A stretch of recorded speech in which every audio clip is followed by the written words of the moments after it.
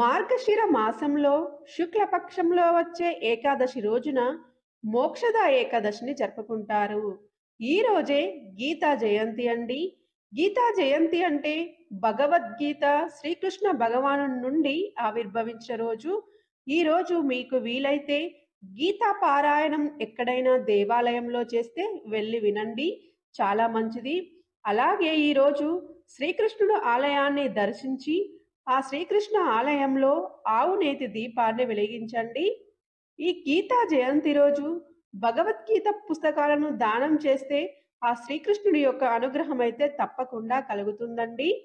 గీతా జయంతి అనేది చాలా శక్తివంతమైన రోజు కాబట్టి శ్రీకృష్ణుడు ఆలయంలో సరి సంఖ్యలో ప్రదక్షిణలు చేయాలి. అష్ట ఐశ్వర్యాలు భోగభాగ్యాలు కలగాలంటే ఈ గీతా జయంతి రోజున ఓం కృష్ణాయ గోవిందాయ గోపి వల్లభాయ నమః అనే మంత్రాన్ని తప్పకుండా చదువుకోవాలండి.